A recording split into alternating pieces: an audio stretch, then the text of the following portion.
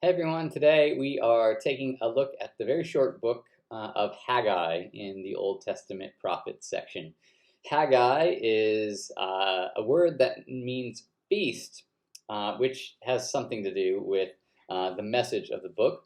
Haggai is basically a series of three different prophetic messages that he gives to the leaders, the priest, and the people who have returned to Judah. Some background information is probably necessary at this point. Haggai and Zechariah, which we'll look at over the next few weeks, are late prophets. So we've looked at people like Isaiah, Jeremiah, Ezekiel, and others who kind of are active much earlier in the biblical story. When Israel and Judah were still kind of existing before the Assyrians and the Babylonians had kind of conquered them, or immediately after the Babylonian exile. That's when most of the prophetic books take place. Haggai and Zechariah happen after that. So, as we've talked about before, in 722, 721 BC, the northern kingdom of Israel is conquered by the Assyrians, and many are dragged away in exile or killed, and a bunch of Assyrian people then move into the land. About 140 years later, in about 586 BC, the Babylonians from the far east come in and conquer the southern kingdom of Judah, dragging all of its people back into exile in Babylon. That's where we get stories like the book of Daniel. Eventually, Assyria gets conquered by Babylon. Babylon gets conquered by Persia. And this is where we're at in the story.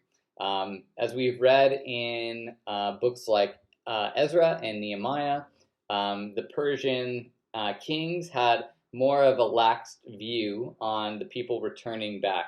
So now we have Jewish people scattered all over kind of the world at the time.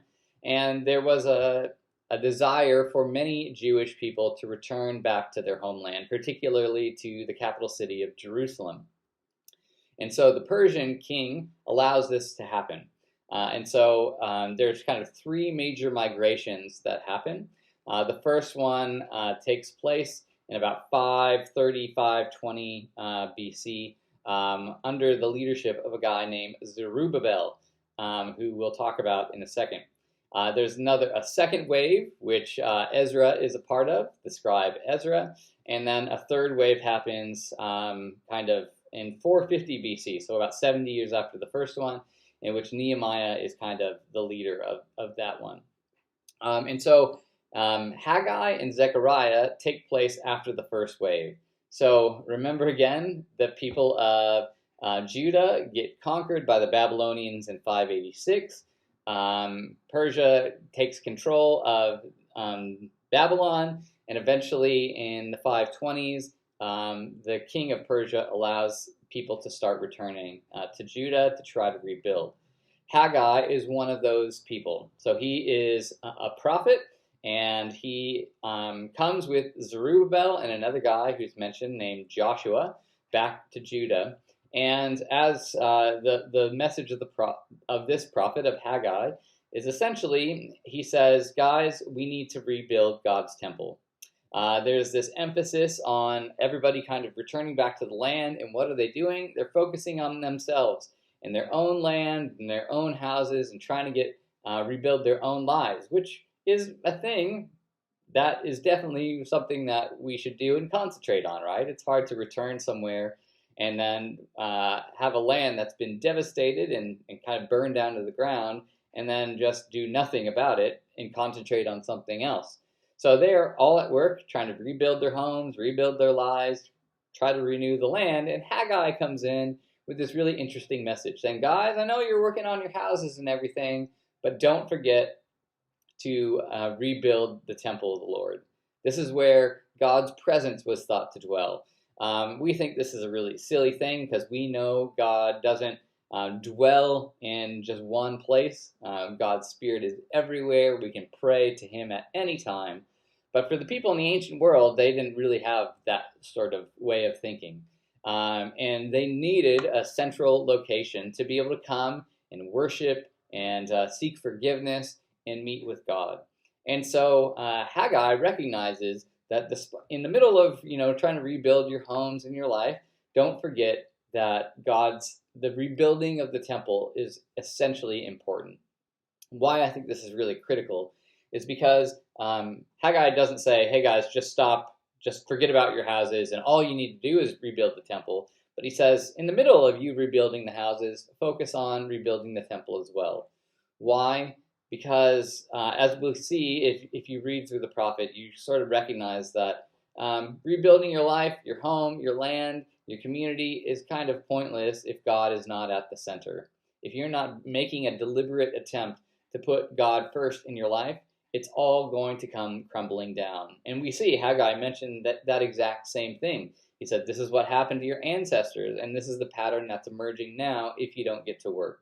So we have these three prophetic sections. The first one is trying to get people motivated to say, all right, guys, we need to get to work. We need to start rebuilding God's house, the temple.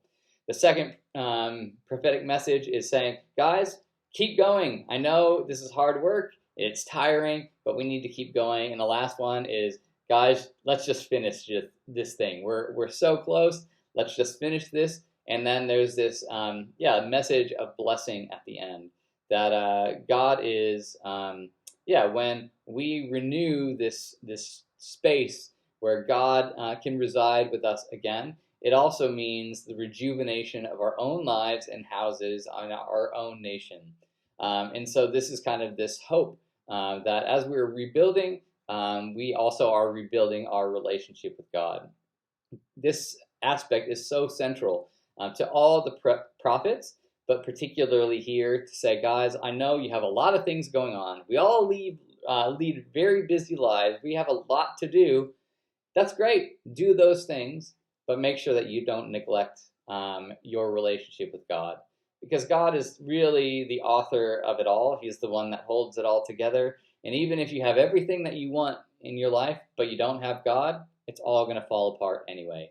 So this is a good reminder for us. Even though we're not in the middle of a temple rebuilding project, even though many of us may not be remodeling our homes or whatever, it's a great reminder that in the midst of all the things that we have going on in our lives, that it's important and vital to put God first. Otherwise, it's all going to come crashing down eventually. So I hope you enjoyed this look at Haggai. We're going to look at Zechariah, his contemporary, next week. So stay tuned, and we'll see you then. Bye.